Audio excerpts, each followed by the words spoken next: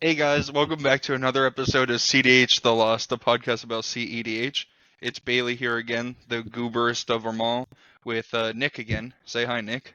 I'm also a fellow goofy goober. True. It's just two of us today because we're doing a little set review. This is Side exciting. quest. Yeah. Um, we're also only having two of us. Can you still see this, Nick? I just want to make sure you can I see it. can see this. Perfect. Um, there's 58 cards we're talking about. Hopefully it goes by quick because both of us have plans after this. So we're Yeah. gonna speed run this. Yeah, and if we had three of us, it would be a 3-hour episode. Yes, it would be a very large episode. But yeah, after we're done with this though, I do want your top 3 cards from the set, Nick. Before we send them on their Okay. way. But let's start. We have Ugin's Labyrinth. It's a land with imprint. You can, when it enters battlefield, you can exile a colorless card with mana value 7 or greater from your hand, and then you can tap it for colorless, or if you exiled a card with it, add 2 colorless instead, and you can return the exiled card. This card's bad in CDH, don't play it. Yeah, I think there's maybe like 2 cases where I can see it, and it's like Magda and Arkham, where you're running those big permanents and cheating them in. Yeah, But in those decks, you also don't want to see them in your hands. So, I yeah. mean, this is a use for it, but I don't know if it's worth running still. Or the Eldrazi deck, shout out. Well, But yeah, don't play it anyway. in CDH, please. Arena of Glory. When it enters battlefield tapped unless you control a mountain, you can tap it for red, or you can pay a red, tap it, exert it, which means it doesn't untap during the next untap, to add 2 red, and if this mana is spent on a creature, it gains haste. In our server that we typically talk in, people were thinking this card's bad, or like the only use case is like giving to your creatures haste. I did think of another one when I was making the list. I threw all the lands of this cycle in, but this one specifically. There's Hermit Druid. Seems pretty good to give your Hermit Druid haste, or like any of your Bloom Tender effects haste. So I think there is a home in like probably like Blood Pod, Hermit Druid, Semu Hermit Druid lists that can probably take advantage of this card. Yeah, any deck that can run red lower color count typically, I would say, Yeah, because it only adds red and you need a mountain for it to be untapped. yeah, Where it's relevant for your creature to have haste, I think this has a home. And Hermit yeah, Druid's probably the best example of that. yeah. I remembered about Hermit Druid, and I was like, I mean, Hermit Druid's not really a playable card, but Everything it's helps. here. Yeah. Monumental Henge enters battlefield tapped unless you control planes like all of them. Taps for white, or you can pay 2 colorless, white, tap it, look at the top 5 cards of your library, you can reveal a historic card, and put it into your hand, put the rest on the bottom. This card also is probably the worst of the cycle. It probably won't see that much play, but there's going to be some weird like stacks deck that probably plays this and is fine with it, I like like Heliod. this, yeah, in exactly Heliod. Yeah. That's what I was gonna say. Yeah, I think the Staxier decks where you just need card advantage, this is a land that gives you card advantage when you're kind of dirtling around with 9 rule law effects out. Yeah. Archway of Innovation, same thing, it enters tapped unless you have an island. It taps to add a blue, or you can pay a blue and tap it. The next spell you cast this turn has Improvise, which means you can tap artifacts to help pay for one of the colorless. It's pretty good. Like, it's going to go in your mono blue artifact decks just because it's another land that you don't really get hurt for playing. Yeah, I think there might be a case in it for like 2-color, 1-color decks where there's a lot of artifact stacks as well. Yeah, yeah. If all your artifacts are mana rocks, though, you're not You really going to probably get don't any play it. benefit out of this because your rocks already tap for mana. You're not tapping them again to Yeah, improvise. you need something. Like, I think Urza probably plays it. Maybe Urza doesn't because all your artifacts already tap for mana. Maybe this is just a bad card. Does Tivit consider this? Tivit might, because then you can play. Well, what do you pay? What do you play with Improvise in that deck? to get value off of your clues. I don't think there is anything. I don't think there's not really any huge spells in Maybe you Tivit. just do it to keep your treasures and stuff around, so you have more things to sacrifice when you play your time sieve. Yeah. Maybe. I don't think it has a home. Yeah. Like I think Fibblefit plays it just because you can, and every once in a while I can give like Nexus of Fate improvise,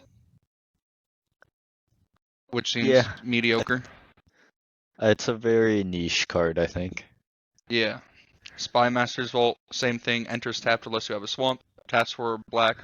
Black tap it. Target creature you control connives where X is the number of creatures that died this turn. This is like a Rafine card, a Tivit card, but I think this is like the second best of the land cycle. The best one being the green one. But you can like Toxic Deluge when you have like a Crom out for 3, killing a bunch of creatures, and then conniving like 9 and making your Crom a 13/13 seems really funny. You would be It in is like interesting. You can Grixis, get a big burst of card draw Crom. for sure. Yeah, like maybe Crom Tavesh plays it. I don't know if Blue Farm plays it, but Yeah, I think blue farm's too colored pip intensive to go with an only black, sometimes tapped land yeah, for that maybe niche Tivit case wants of it pumping because your Tivit chrome. almost never dies. Tivit is So a board big wipe. boy. Yeah. And then this is the best of the land cycle. By Shifting far. Woodland. Yeah, enters battlefield tapped unless you control a forest. Taps for a green. Has Delirium, where you can pay 4 mana to have this become a copy of target permanent card in your graveyard till end of turn. Activate only if there's 4 more cards types in your graveyard. So there is like a pretty big drawback with the Delirium, but in all honesty, it's not that big of a drawback. And then the idea with this is like you're gonna entomb like an Omniscience or another giant like Hullbreaker Horror, and then you make this into a copy of that, and then you win the game in theory. Yeah. Or you're even using it for value plays, like turning it into an Oppo at the right time, or a Bowmasters, bringing out an Underworld Breach that's sitting in your bin. There's a lot of applications for this card, I think. Yeah. There's there's also something in my head that wants to turn this into a Wishclaw Talisman and give it away, only to have it turned back into a land.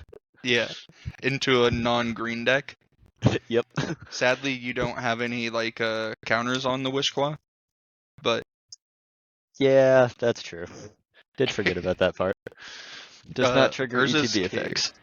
No, it does not. Urza's Cave. It's a land. It's Urza's Cave. Taps for colorless. You can pay 3, tap it, sack it to search your library for a land card. Put it on the battlefield, tap, then shuffle. This is like a $6 uncommon right now. And there was people in the Discord that were in being like, why is this card good? And I was like, it just seems like 3 mana Gaia's Cradle. Like it's probably played in the lower color decks just to get your very specific lands that typically lead you to winning the game, or even like a lands matter deck, which I think this set brings us a little bit closer of having. I think it's just It gives you some another toolbox potential, yeah but I think it's too expensive for the cost, especially yeah being it's a colorless land, requires you to sack itself, and the land you tutor up comes in tapped. I just don't know if I can justify slotting it in anywhere that I can think of. yeah. It's rough. I think it's like 1 or 2 color decks that play it the most. Yeah. There's Crop definitely rotation stonks are up this set.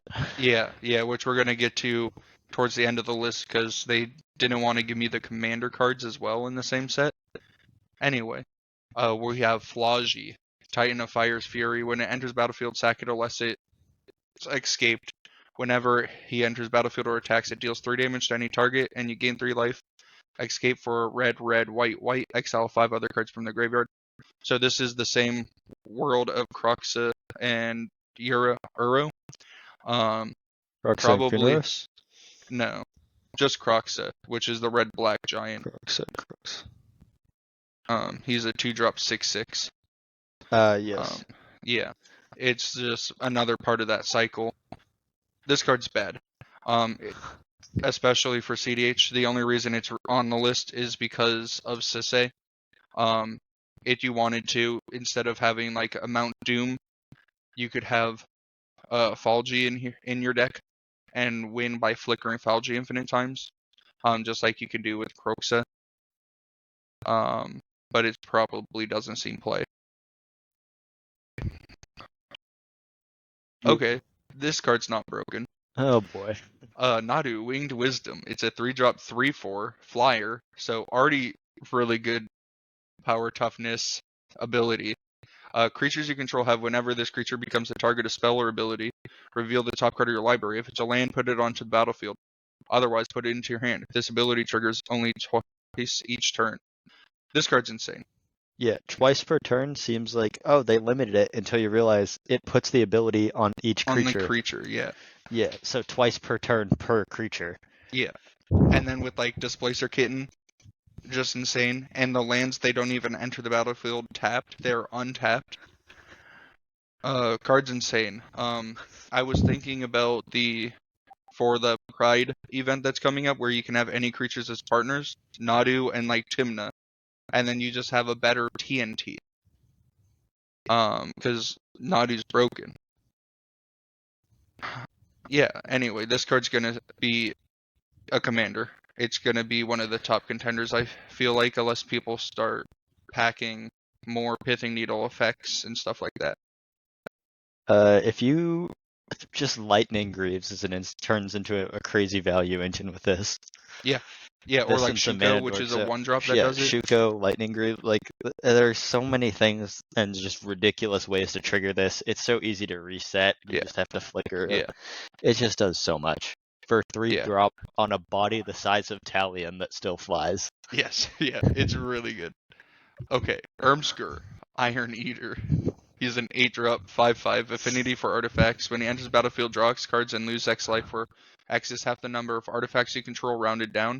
You can pay for sack an artifact. He deals damage equal to sacrificed artifact mana value to any target. Red-black artifacts. You get to draw a bunch of cards. That's about it. I don't know if he's viable enough. I don't know how I feel about him. I mean, Yeah, Brandon made a deck for him. There is definitely some fun things with Burnt Offering and Sacrifice. Yep. Because he becomes super cheap. The other idea is like you play Dockside, and then you can play this guy for typically 2, and draw like 3 to 5 cards, and then maybe find something there. So he's like a weird life legacy type effect. That's true. Yeah, that's like the only reason he's on here, because he could be a little quirky. Yeah, I think he could have some fringe, pick up some wins. Yeah, White of the Reliquary, black-green Zombie Knight 2/2 Vigilance. Gets +1/+1 for each creature in the graveyard. You can sack another creature, search your library for a land card, put it on battlefield, tapped, and shuffle. Time Staple? Question mark? True. Yeah, that's like the only real home I think this card has. I think I'd play it in Tevish Thras. Oh, maybe, yeah, because you can sack the Thralls. Yeah, sack a that could grab be a good. cradle. This card did get better with the land we'll discuss later, and the ones we've already gone through. Yes. Yeah, this does get only infinitely better with the more and more utility lands that it get printed. Maybe like Hapatra wants it. I know Hapatra's not a real CDH deck, but it's out there. Fringe. Necrobloom, a 2/7 for colorless, white, black, and green for a plant. It has landfall. Whenever land enters battlefield under your control, create a 0/1 plant creature token. If you have 7 or more lands with different names, create a 2/2 black zombie creature token instead. Main reason why you play it: land cards in your graveyard have dredge too. Yeah, so this is a self-mill deck essentially. You have your lands in your graveyard. They have dredge too, so if you have a discard outlet, and a way to draw cards whenever lands hit, like a Gitrog, like this, and Gitrog just draws your entire deck, and you get to loop. So Gitrog obviously goes in this deck, but then giving all your lands dredge too, it gives you like utility with your Takanumas, your Besejus, and other lands like that where you can like sacrifice them and then get them back and then do silly things with that. But there's a bunch of weird like 2-card combos with this commander. Nick? I think Nick died. Or I died.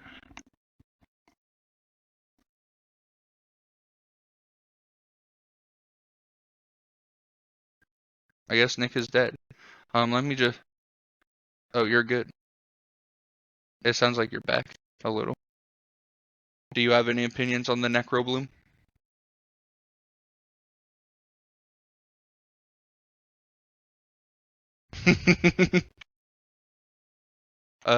No Elemental Blast. It's a 1 colorless instant. Choose 1. Counter target multicolored spell. Destroy target multicolored permanent. It's pretty interesting. Your Soul Rings cast it, so it could technically go in every deck. But I think it helps like those weird monocolor decks like Bergie probably plays it, Magda probably plays it, if they're really that worried about Atraxas, Chroms, and stuff like that. Your Talismans also cast it. I think Nick also died again, which is okay, because I can talk about this. Yeah. Card is interesting. Let me just make sure that he's not dead. Yeah, he's still dead. We'll wait for him to come back, not the end of the world. But yeah, anyway, we're moving on to Winter Moon. This is an artifact. Players can't untap more than 1 non-basic land during their untap step.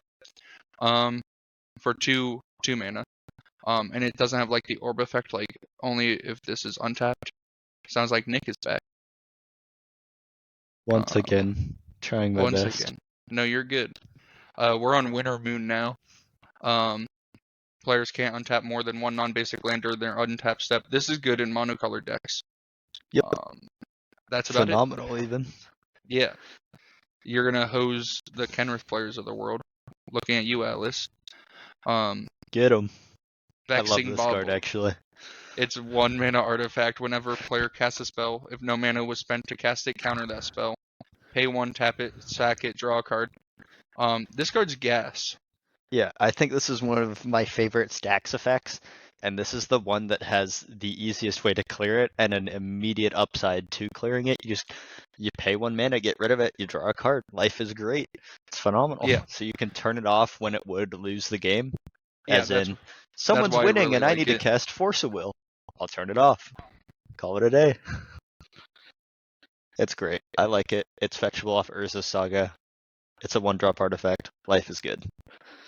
Yeah, I really like it. It's also like a $7 uncommon right now, which I think is really funny. That is kind of fire. We have Basking Brood Scale next. It's a 2/2 for 2 to void. This card has no colors. Eldrazi Lizard. That's cool. You have Adapt 1. Whenever 1 or more counters are put on them, you may create a 0/1 Eldrazi spawn with sack this, add a colorless. This just goes infinite with half of the game. Yeah. There's a 1-drop from Marcadian Mask, I think, or the Marcadian Block. Yeah, the 1-drop black enchantment. Yeah, where you just equip it to the Brood scale. Something dies, it gets a counter, and then you get infinite colorless right then and there. So it's probably going to go in like Francisco Thrasios or like Thrasios black decks, just as a 2-card infinite combo, just like Kinnan and Basalt do. Yeah. Shalai and Halar probably does some things with this, yeah, right? Yeah, they probably want it too. I just forget that deck's a real deck. I do too sometimes, but I was like, 1/1 counters. Where have I seen this before? Thief of Existence is a 3/4 to void for 1 colorless, well, 1 of anything, 1 colorless, 1 green. I hate that. True. When you cast this spell, exile up to 1 target non-creature non-land permanent opponent controls with mana value 4 or less. Hit you do. Thief of Essence gains when this creature leaves the battlefield, target opponent draws a card. This isn't going to see play too much. It's currently in here. for Yisan. Yisan plays this card, Yeva plays this card. I don't know. People play Skyclave Apparition, and I Yeah. think this is for decks that don't have white. This is just as playable. Yeah, but it's on cast, not ETB. So like Oh, Skyclave and gets on played. cast. Yeah, You are they right. get played I because you didn't can know. like flicker it and stuff and tutor for it. True. Which like Yisan maybe doesn't even want it then. But there's lines you can do of untapping your no, that doesn't even work. Maybe this card's just bad because it says non-creature. Yeah, I think this is just not phenomenal. Oh, no, it's fine. There's a you just have to make your deck worse. Yeah, we're moving on. Anyway, Ajani, Nakatal, Pariah. 1/2 for 2. When it enters the battlefield, create a 2/1 White Cat Warrior creature token. Whenever one or more cats you control die, you may exile them and return them transformed. +2, put a counter on each cat you control. Minus his 0, create a 2/1 cat. And then if you control red permanent other than this planeswalker, he deals damage equal to the number of creatures you control to any target. And then -4 is a balance kind of effect. Which you probably won't do too often. This is a Najeela card. Yeah, it does At make least warriors. that's my, yeah, that is like my home for it. Is like you can turn 1. It's pretty simple to have 2 mana on turn 1 with like a Chromox land. Play a Johnny. Next turn, play Najeela. Attack with 2 warriors, creating 2 more warriors. And then on the next turn, you're creating 5 additional warriors on turn 3, and then you increase your clock drastically with a Johnny.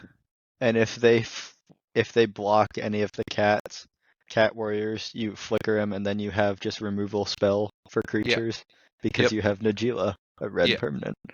Yep. I like that quite a bit, actually, in Najeela. Yeah, and then like maybe Winota plays it because you get 2 creatures that can attack before you cast Winota, which might be good enough. I'm not sure. But Winota's not a real deck anyway, so. True. I'm gonna have to recommend that card to our favorite Najeela player. I know, Cart. Cart. Shout out my boy. No True. wins at Gabby's. He has CDH6. He's taking it down. Oh, for sure. Anyway, Wrath of the Skies is a sorcery, X white. You get X energy counters. Then you may pay any amount of X, destroy each artifact, creature, and enchantment with mana value less than or equal to the amount of energy paid this way. This gives Null Rod effects, honestly. Null Rod deck's a big boost, if we're being real. Like, I don't know if your deck plays it, but Heliod could play it. Winota could even play it. Any deck that doesn't really care about artifacts, this just says bye-bye. Yeah. Because you don't need to spend any energy. If you have infinite mana, you can convert to infinite energy in a weird way. Yep. If that's relevant to your deck. That. Yeah, which but it if you might have be infinite with mana, some of the cards coming out. True, but if you have infinite mana, you should be able to win without needing infinite energy, hopefully. Hopefully, but you never know. True. Flare of Fortitude. It's an instant that costs nothing. When you sacrifice a non-token, you may sacrifice a non-token white creature rather than pay its cost. Until end of turn, your life total can't change, and permanents you control gain hexproof and indestructible. I don't know if it's CDH playable. Yeah, but of the flares, I don't cool. like this one, and I don't like the black one. Yeah, I think those are the 2 weakest. This is just, in my opinion, worse Angel's Grace, and I already dislike Angel's Grace as a card heavily. Yeah. So this one's gonna stay in the bulk box from me. Seems fun and casual though. Static Prison. When it enters battlefield, exile target non-land permanent opponent controls until this leaves battlefield. You get 2 energy. At the beginning of your pre-combat main phase, sacrifice it unless you pay an energy. This is for those white turbo decks. You have a way to remove a Ristic Study of Fish for really cheap. And typically, you're going to try winning the turn you remove it, so it's just another 1-drop way reliable way to remove it. Yeah, and if you get like really turned off your win, you get stopped completely, you're kind of out of it, you're in a tournament, you want to play for a draw, you have the option of just giving them their Rhystic Study back or back on your whatever. next turn. Yeah. Or after in 'Cause your you don't need pre-combat to. main if you do it in your first main. There's weird play patterns with that. Yeah. Thraben Charm. This is a bad card, but it's 2 mana instant. Choose one. Deals damage to twice the number of creatures you control to target creature. Destroy target enchantment. Exile any number of target players' graveyards. This is bad. You probably should never play it. It's just on the list because sometimes the 1 to 2 color decks play a weird charm effect to give them something that their deck lacks of. And maybe you need that, but if you're in white, you have access to a lot of things But already. Pauper. But Pauper, this card goes hard. True. Oh! It's Tameo, Inquisitive Student. It's a 1 blue 0/3 flyer. When it attacks, investigate. When you draw your third card in a turn, exile Tameo and return her to the battlefield transformed under her owner's control. Flips to Tameo Seasoned Scholar. 2 loyalty. You can +2 to until your next turn. Whenever a creature attacks you or a planeswalker you control, it gets -1/-0 till end of turn. Very powerful. And then you can -3 her to return target instant or sorcerer card from your graveyard to your hand. If it's a green card, add 1 mana of any color. Or you can -7, draw cards equal to half the number of cards in your library rounded up. You get an emblem with you have no maximum hand size. This card probably also shouldn't be on the list, but I'm going to brew a deck with her, so she's here. Brainstorm flips her right away. And then you can play like Radstorm to get her all the way up to 7 in one go by casting 4 other spells previously in the turn, and then draw half your deck. That has to be good enough. Yeah, there's a world somewhere for this is good enough. Yeah, I wish being that able to return instants and sorceries is also kind of it's cool. just good. Yeah. I wish that it was also on ETBU Investigate, because then it would give you like infinite mana combos with Tamir Sabretooth and stuff, where you can bounce her a bunch of times, getting infinite clues, cracking the clues to draw cards, but nonetheless. Alas. They didn't want to make her broken. Dreamtide Whale. Well, It's a 7/5 for 3 with Vanishing 2. Whenever a player casts their second spell each turn, proliferate. This card's not good. It could be a Tameo card. Could be a Tameo card. Could be a Venser card. Lord have mercy. Yeah, but if there's ever like a good Planeswalker strategy, which there is some floating around, maybe you play this just to proliferate the counters. And in theory, this card will just be around forever, because you can proliferate the vanishing counters. Yeah, I know a certain player at our locals who might slot this bad boy in. Yeah. And then there's another person in our locals that plays Venser sometimes, also slotting this in. Okay. Amphibian Downpour. 3-drop enchantment, flash storm, enchant creature. Enchanted creature loses all abilities and is a blue frog creature with base power and toughness 1/1. I wasn't high on this card until literally last night when I was helping someone build a deck for CDH6 or make changes, and I asked them why are we on this card, and their response was, well, think of it as dress down, but like a targeted dress down. And I thought about it, and I was like, okay, so realistically, you only really need to get rid of 1 or 2 creatures. So if someone casts a spell, you can in response cast this and turn 2 of their things into frogs with no abilities, being like a Dranith and like an opposition agent, and then win on your turn is like the ideal play pattern with it. The only negative that I thought of is that this is an enchantment, so when you create a bunch of copies of it, they do legally have to go onto a habit target. So dockside counts could get insane with this card. Yeah, dockside counts could get a little funky, but I'm high on this card. There's a Yeah, little bit to it that I like of like normally these effects are a one-off. You swap the enchantment on one creature, one piece of removal covers it. If yeah, there's something you're really scared of, storm with this, slam 3 copies of it on the same creature. yep, yeah. I Tears, think, yeah, suffering, beside you, eat your heart out. yeah. The person said that it was like their top three favorite cards, strongest cards from the set, and I kind of was like, no, but I do understand it now, and I think pick them up now. I think they're like $1 a piece or something, so might be a card you should pick up. Harbinger of the Seas, 2/2 for colorless blue Merfolk Wizard. Non-basic lands are islands. It's Magus of the Moon, but for water. Play it in mono blue. Yep, play it Watch in. people cry even more about playing blue. Yeah, there's gonna be some Izzet decks, like maybe Niv Mizzet, probably not Niv Mizzet, but other Izzet decks that play this Magus of the Moon and Blood Moon. And then they Yeah, could even go deeper on it and go like uh back to basics. Winter Moon, back to basics, Winter orb. Not maybe Winter not Orb, winter orb. Maybe maybe not. not Winter Orb, Probably just but winter moon. then you can go up to like 6 cards that hate on non-basic lands, and Yeah, that's and very funny to me. those are back-breaking effects to Yeah, 5-color and 4-color decks. yeah. So I could see a, a Blue Moon deck, as people would call them, coming up in the format with how many cards we're getting to turn off 5-color decks. Maybe Stella? Oh, Hopefully not and Stella. I vexing hate bubble Stella. too. Good Yeah, lord. yeah. Volatile Stormdrake, 3/2 for 2, flying, hexproof from activated and triggered abilities. When it enters the battlefield, exchange control of it and target creature and opponent controls.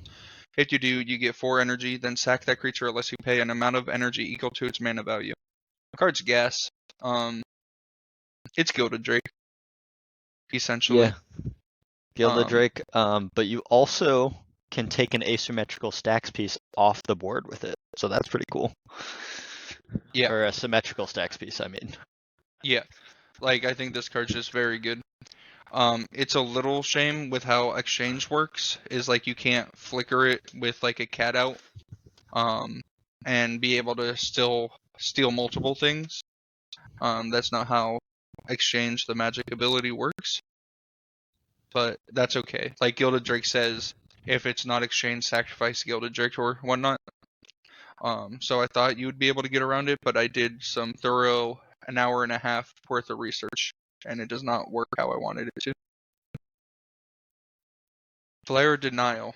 1 blue instant. You can sack a non-token blue creature rather than pay this spell's cost. Counter target spell. Cards gas. Put it in Let's your mono blue go. decks. Rest in peace, Thrasios. You will be getting sacked to this. True. Yeah, it's good.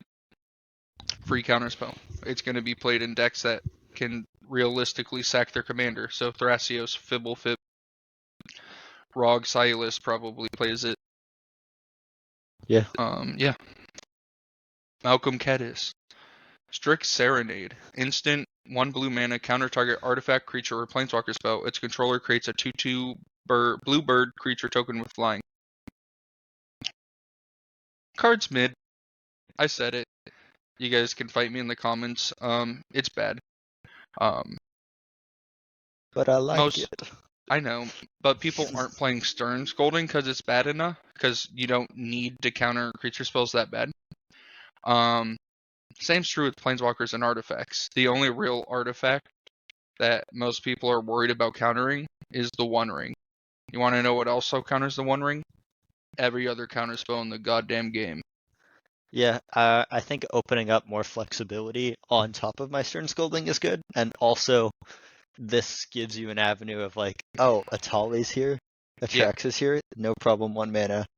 yeah, Also Ranger Captain, notably, because Stern Scolding did not hit that man. true. 3/3 I think it body. will see play. I just don't like people saying it's an instant staple, because I don't think it is. I also don't think it's an instant staple, but I think in the right control shell, where Yeah, you're trying to like not lose the game, and Grand Abolisher and Ranger Captain are one of the biggest ways you lose the game. yeah, I like this card. yep, that's fair. Yeah, but suck it, people. It's not as good as you think. Hydroelectric Specimen. It's a 1/4 flash for 3. When it enters, you may change. I'm not going to read the card. It's here because it's a land. You can pay 3 life to have your island enter untapped, but it also is a card. There's 5 uncommons that on the backside they untap. They can be untapped, which is really good. They're not all on the list, just the blue one. It's The front, just more MDFC lands, which yeah, is the front phenomenal. sides are mid cards like they always are. But they're also lands, so play them if you need to play them. If you're in monocolored, you're playing the cards. Yeah. Consign to Memory. It's a blue instant with Replicate 1, counter target triggered ability or colorless spell. Card's bad. It's not like a straight up stifle. It only works on triggered abilities, not activated. So like a Ranger Captain, you can't consign to memory it. It has to be like a Crom trigger or something like that, which is less good. Or an ETB effect, I guess. It also can hit works. ETBs, which is the nice part, but also like it's less flexible. Colorless spell is not as relevant as you think. Yeah. Neither is the replicate, in my opinion. Yeah, just play counter spells. If you really need a stifle effect, you want to be on Tidebinder, Stifle, or Trickbind. Those are the only ones. Yeah. Do not talk to me about Tail's End. Well, there's also Squench. Don't talk to me. Squench draws you a card, though. I hate it here. Anyway, Necro Dominance. Black.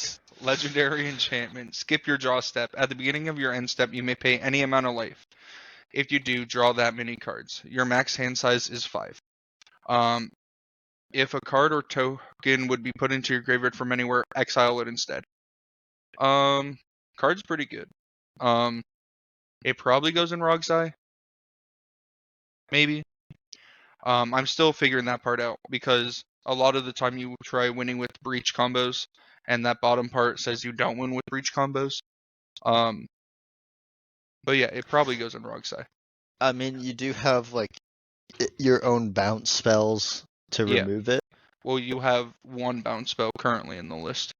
Are you down to just Chain of Vapor? I've been on just Chain of Vapor. I thought you were. I thought you were adding Stern Dismissal. Stern Dismissal only bounces opponents' things. Ooh, that's not great. Yeah. Yeah, so that bottom text is really bad. But it probably still just makes the cut. And this is Bowmaster proof. Because at the beginning of your end step, you may pay any amount of life. If you do draw that many cards, that's all in the same ability. So they have to respond before you go to pay any life. Yeah, they put Bowmasters down. You can decide then how much you want to pay. Yeah, you can be like, oh, okay. Now there's a Bowmasters. I can't draw 35 cards because I'll just die. You should still just draw 35 cards because you're going to draw Born Upon the Wind and just win anyway. But, draws Final Fortune and cries. Okay, you can end your life then if you draw Final Fortune instead. But it's a Rockside guarantee. The Bowmaster will do it for you. And anyway. the 35/35 token will end your opponent's life. Yeah, it's a win-win. Ripples of Undeath. Colorless Black Enchantment. At the beginning of your pre-combat main phase, mill 3 cards. Then you may pay 1 and 3 life. 1 mana and 3 life. If you do, put a card from among those into your hand. This is bad Sylvan Library. Most decks that want this in black are also playing green. Yeah, I'm putting this in the Master Transcendent. That's it. Yeah, that's fair. I think it can belong in there. I hate, like, if it was just you pay 3 life and put one of them to your hand, I think it's fine. But if you have to pay a whole additional mana into it, it's mid. Yeah. Chthonian Nightmare. 2-drop enchantment. Lord. When it enters the battlefield, you get 3 energy. Pay X energy, sack a creature, return this to your hand. Return target creature with mana value 2 or less from your graveyard to the battlefield. Activate only as a sorcery. It combos with Dockside. Yeah, notably you do need another creature that's cheap enough to make it work. You need another creature that's either a 1-drop or a 2 or a 0-drop in order for you to have enough energy to combo off with it. No, that's not even true, because ETB you get 3. Yeah, because you're getting 6 each rotation. So I guess you can do it with I think it's a a 3 drop is the highest you can do it with, yeah. where you just have net to 1 have each another time. creature out, Yeah. and obviously dockside count high enough to. Yes. Pay for it. Yeah. It's a good card. Yeah. For certain decks. You just got to be mindful of setting up the combo, but I mean, it's also just another good reanimation piece for low CMC creatures. Yeah, I'm not the biggest fan of it, just because you have to cast a lot of spells with like Dockside, or like a Meal Dockside combo. You cast your Dockside and a Meal, and that's about it before you draw your deck. This, now you have to cast the Nightmare a bunch of times, and if you're not making enough mana to pay for Fish and Ristic Studies, your opponents are going to find an answer for you. Yeah, I'm kind of looking at it as Rakdos Timur Sabertooth. Yeah, that's a good way to look at it. Warren Soul Trader, 3/3 for 3, pay 1 life, sack another creature, create a treasure. Corvold. Hello, baby. Yes. Yeah, that's like the only real home I see. There's probably some kind of like Dargo shell that wants it as well. There's maybe some really weird Because it niche goes in Cedhish combos. things, but I don't think so. Yeah.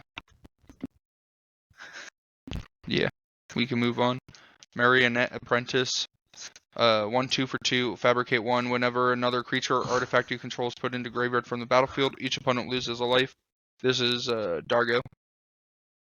Yeah, it's just You an get to do. outlet for infinite sacks. Yeah, it's just a cheaper, one of the cheaper ones. But it also triggers off of your like treasures going to the graveyard, so you can make infinite treasures with Dockside and kill them that way. So you have like 2 Disciple the Balls now. Sure. Grim Servant, 4-drop 3/2 menace. When it enters battlefield, search your library for a card with mana value less than or equal to your devotion to black. Reveal it, put it into your hand, then shuffle. You lose 3 life. This card's also not good. Black cards were kind of lacking in this set, which is okay. But this is a ETB tutor effect, so with like that goes to hand. So Displacer Kitten things you could do. Yeah, it does require having a Life. reasonable devotion to black and life, Yeah. and only contributing 1 devotion to black in multicolor decks makes it a But you tough get Dark sell for me. Ritual. You do, but Like, think about it. You can go Dark Rit with Kitten, flicker it, go get Vampiric Tutor to your hand, cast a Vampiric Tutor, trigger, go get Village Rites. Village Rites, sacking Grim Servant, flickering like a mana rock, drawing 2 cards, drawing the card you Vamp Tutored for. that means I have to run this. Okay, And Flare of Malice. anyway. 4-drop instant. You can sack a non-token black creature rather than pay its cost. Each opponent sacks a creature planeswalker with the greatest mana value among creatures and planeswalkers they control. Card's fine. It's not great. Yeah, it's Mono removal black that decks want it. doesn't let you pick what you're removing. I think Yeah. Yuriko, and other than that, yeah. Yeah, it could see some play in other decks, because like people do play Shieldred's Edict, which has the exact same text. But split second, no. No, that's Sudden Edict. Sudden Edict, right. Yeah. Rao, Monsoon Mage. 1/3 for 2. Instants or sorcery spells you cast cost 1 less to cast. When you cast an instant or sorcery during your turn, flip a coin, and you lose the flip. He deals the damage to you. If you win the flip, you can flip him. He enters battlefield with additional loyalty counter on him for each instant or sorcery you've cast this turn. You can +1 him to make your instants cheaper. You can -2 him to deal 2 damage to 1 or 2 targets. Draw a card if you control a blue permanent other than Rao. -8, exile the top 8 cards of your library. You can cast instants or sorceries from among them without paying their mana cost. Karakashima. Yeah. That's about it. It just makes your instants or sorcerers cheaper, and then the backside can draw you a card. I feel like there's a really funky Is It deck you could build out of this using Radstorm again, but I don't think Yeah. it's that good. No, definitely not. But I do want a free cast Into the Infinite. Hear me out. Just cast Tameo and Radstorm. You're so right. Ashling, Flame Dancer. Elemental Shaman, you don't lose unspent mana as the steps and phases end. Magecraft, when you cast or copy an instant or sorcery spell, discard a card, then draw a card. If it's the second time this is resolved, 2 damage to each opponent and each creature they control, and third time add 4 red. It's a weird red storm deck. I don't think it's very good. Another Karkashima card. You hate to see it. Yeah, I don't think it's very Stop giving good. them more triggers. Like, if you had more ways in red to flicker her, where you can repeat it to draw a card and discard a card, and keep on dealing damage to your opponents and stuff, it's probably fine, but there's not a whole lot of red flickers to reset her, so she's probably mid. Well, the discard and draw a card triggers on every instance of the ability. Yeah, correct. So I think just in Karkashima, like, you cast a spell, you get 3 card triggers, 2 of them resolve. That's and 3, when you copy... draw 3, discard 3. Yeah, cast or copy. Yeah, I think in Karkashima this thing is a house. And it also deals damage and gives you 4 red randomly. Yeah. Party Thrasher, a lizard wizard.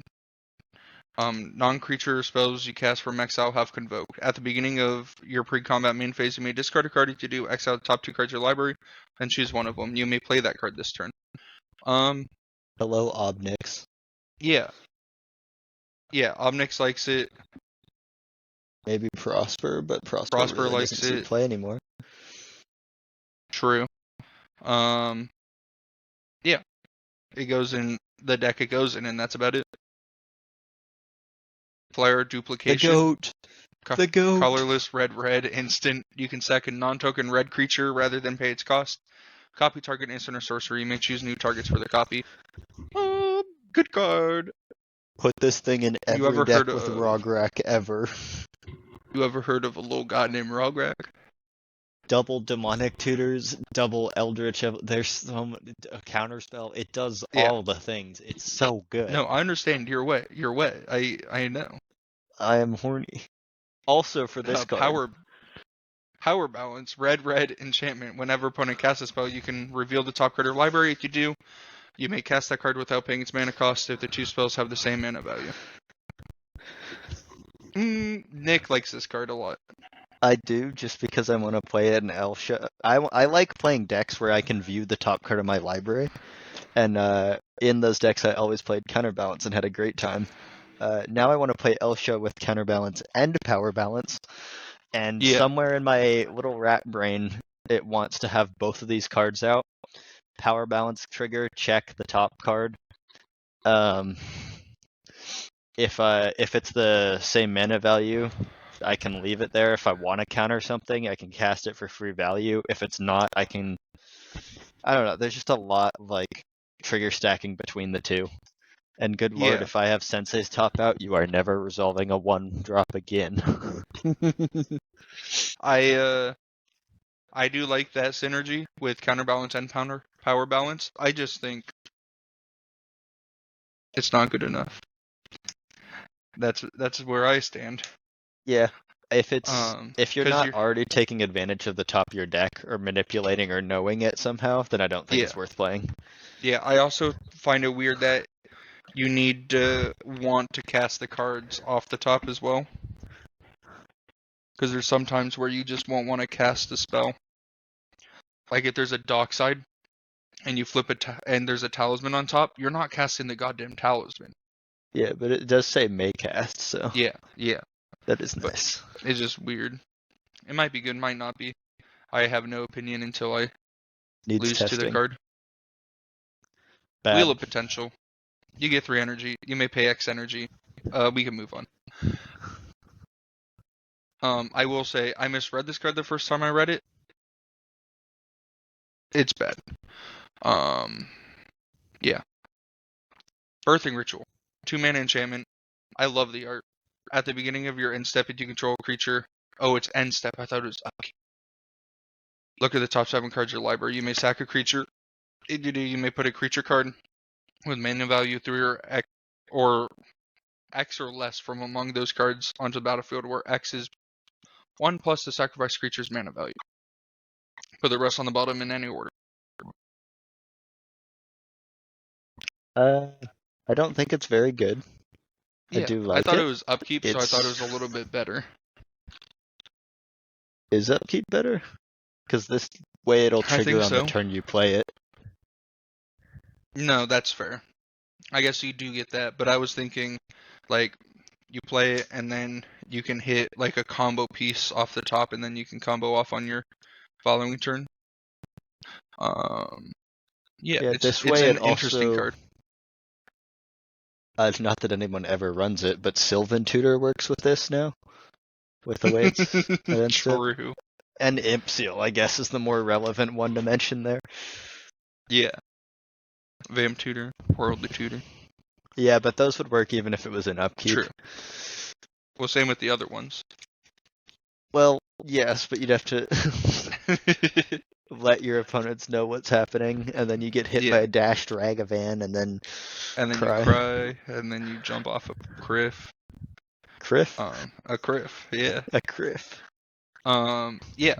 This card's interesting. Maybe it goes in like, I think we're getting closer to just a pod list that's every off-brand pod known to man in the same deck, and then Kmart they pod. just pray. Yeah, they just pray. It's kind of fire. Elodomry, Corvectal. Corvectal is what I'm saying. I think this has to do with like Corvold, maybe. Probably not. Anyway, 3-drop 3/3 Elf Warrior. You can look at the top card of your library at any time. You may cast creature cards from the top of your library. You can pay green, tap them, tap 2 untapped creatures you control, reveal a card from your hand or the top of your library. If you reveal a creature card this way, put it on the battlefield. Activate only during your turn. Funny! I think he's goated. Yeah, I think he's pretty good. It's weird because he's going to be in the 99, most likely. Yeah, I think Kinnan slots him in. Maybe. I could see Kinnan. Because you end some up with Kinnans at least. the big beasties in your hands, and you just dump them. Yeah, that's fair. Yeah, he's going to be interesting. There's going to be a little bit of like show and tell shenanigans I think people are going to try doing with him. But yeah, I like it. Grist, Voracious Larva. 1/2 Death Touch for 1. Whenever this or another creature enters the battlefield under your control, if it was cast from your graveyard or entered from the graveyard, you can pay green to transform them to create a 1/1 and then mill 2 and put a Death Touch counter if a black card was milled for the +1. -2, destroy target artifact or enchantment. -6, for each creature card in your graveyard, create a token that's a copy of it, except it's a 1/1 black and green insect. I don't know if this card sees play, but it's a 1-drop planeswalker, so it might see play. Yeah, I mean, it's been interesting. This is another card I'd want to put in the Master, Transcendent, and Test. Yeah. It could be fun as a commander. I just don't really know what direction to take the deck. Yeah. That is fair. Yeah, neither do I. I think it's pretty decent because like you can reanimate something, pay it green, and then destroy an artifact or enchantment with Grist. Seems decent enough. Yeah, I do like just being able to delete heuristics and smotherings. Yeah. Definitely needs play. This card is good. We already know this. It's a 2/4 for 3. Name is 6. It has reach. Whenever it attacks, mill 3 cards. You can put a land card from among them into your hand. As long as it's your turn, non-land permanent cards in your graveyard have retrace. Retraces, you can cast them with their mana cost by discarding a land in addition from your graveyard. Which I guess that the ability already says that. This card's good. Kind of goated. Yeah. You get infinite mana with Lotus Petal and Life of the Loam and 3 lands in your graveyard. Pretty interesting. Do you? I think so. No, you it's get infinite non-land storm. permanents. I know, but the Life of the Loam returns 3 lands from your graveyard to your hand, which you can use to discard to the Lotus Petals. Yeah, but then how does life from the loam get back in your hand? You cast it with Retrace by discarding a land. But it's not a permanent.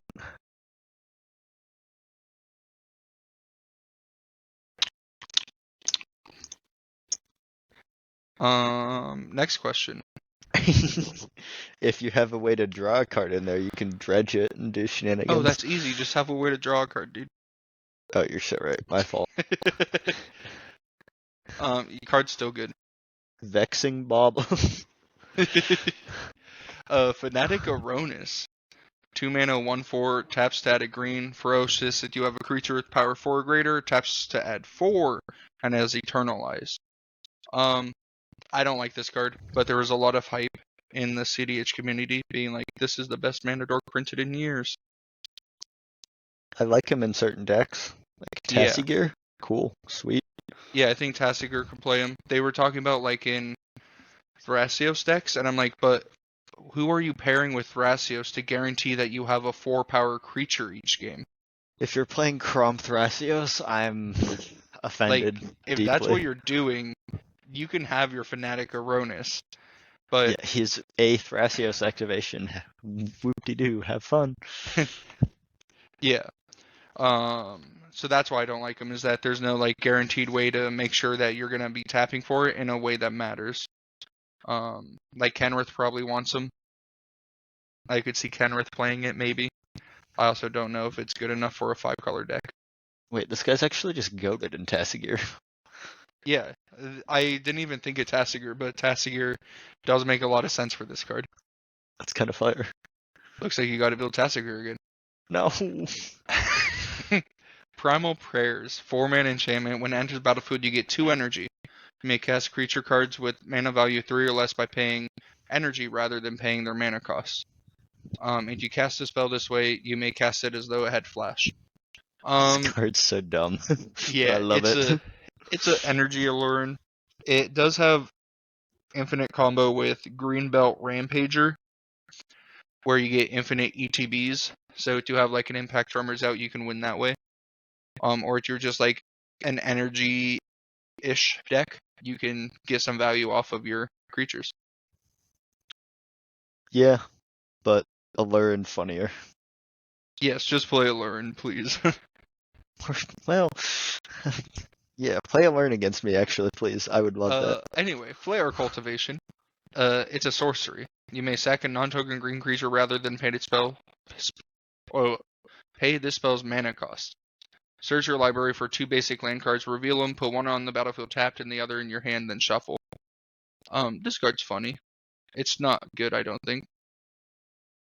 But yeah, I mean, it's ramp. But in Legacy, you can get to play Veteran Explorer and then sack it to this. And then on turn 5, you have 5 basic lands on the battlefield. Anyway.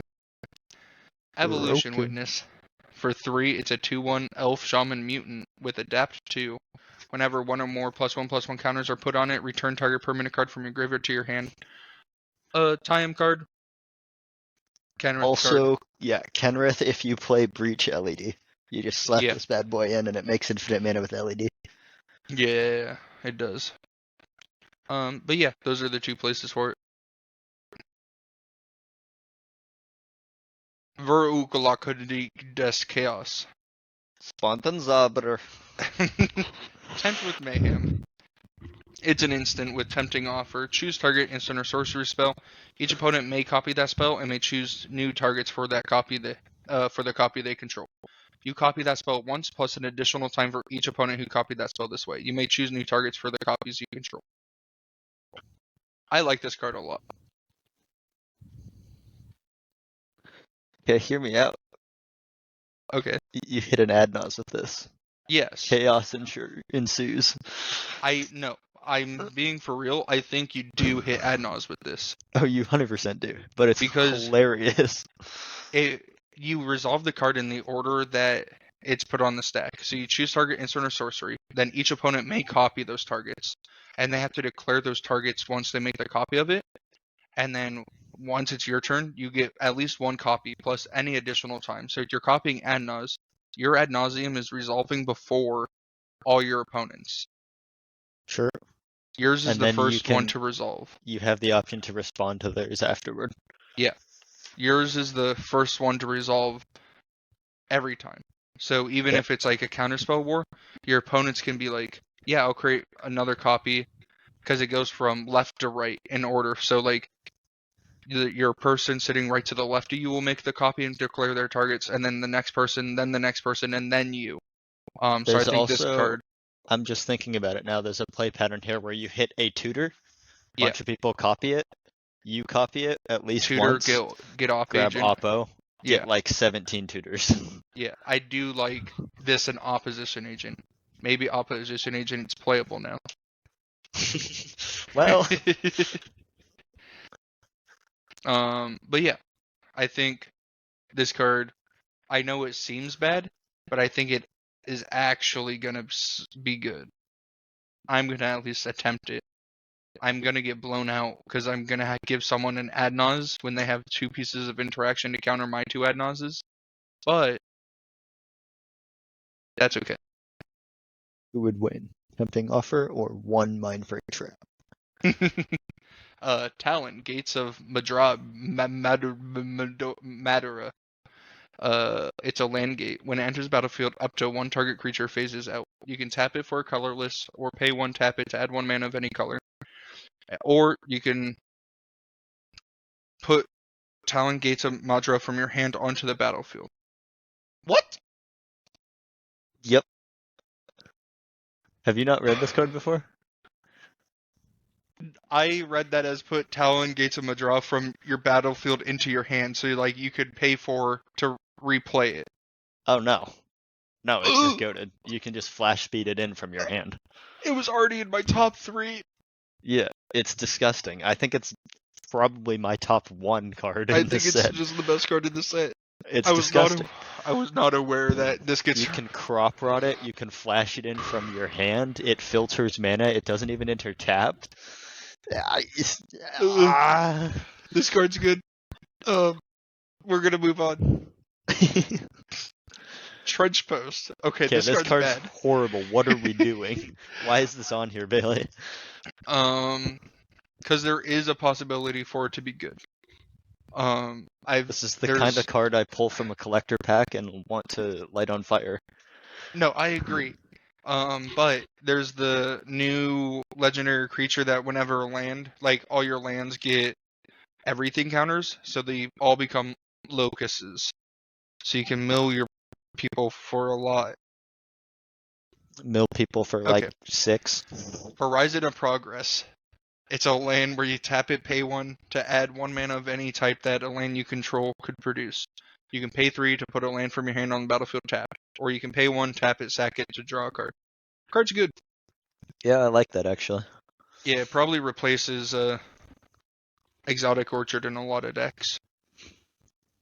Yeah. Just because you have the possibility to draw a card, paying a life's not the end of the world.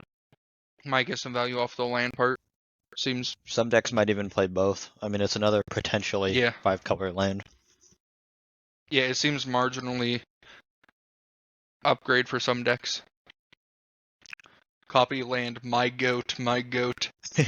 Good lord. You may have copy land enter the battlefield of any copy of as a copy of any land on the battlefield except it's an enchantment in addition to its other types. So this feeds Dockside. It gives them additional 2 count, but you get to copy any land. Fun fact. Gaia's Cradle? It doesn't give them 2 count. It just gives them 1. The land becomes an enchantment, and this is an enchantment. No, it enters as a land. So there's only right. one. You're one so card right, still. Big Dog. You're so right. This is why you're here. Gaia's Cradle. Gaia's Cradle. It does still get shit on by the legend rule, though. Yes. But it does mean you can ritual yourself by... Well, I mean, you can steal someone else's cradle, or you can ritual yourself by tapping your guy's critical for 7, playing this and tapping it for another 7. Yeah, it's pretty decent. Accursed Marauder. 2/1 for 2. When it enters, each player sacks a non-token creature. Card's bad. But it is an upgraded Fleshbag Marauder, and some decks play Fleshbag Marauder. Straight to maybe, tier grid. Yeah, Turgid plays it, and then maybe I was gonna say the new Rakdos plays it, but they probably don't. Anyway, thank you guys for watching. Nick, what are your top 3 cards? The gate is a number 1, unquestionably. My goat. It's just so good. I don't think I overstate it enough. I think second spot is going to go to the red flare, as I have a back in my pocket Rograk Francisco deck I've been playing, having a great time, and the flare is really good with Rograk, turns out. True. Just a lot of shenanigans with it. And then just for personal preference, Power Balance is going to be taking my third spot, just because it seems like a very fun card for some of the decks that I already enjoy quite a bit. Yeah, my 3 is definitely Talon, especially now that I read the card properly. Tameo, because I'm building a deck, and then Tempt with Mayhem, I think is going to be like the surprise card of the set, where I think a lot of decks end up playing it, just because they see how good it can be. I could be totally wrong, but this is my vote on the GOAT. I'm also going to test that one in my ROG, Frank.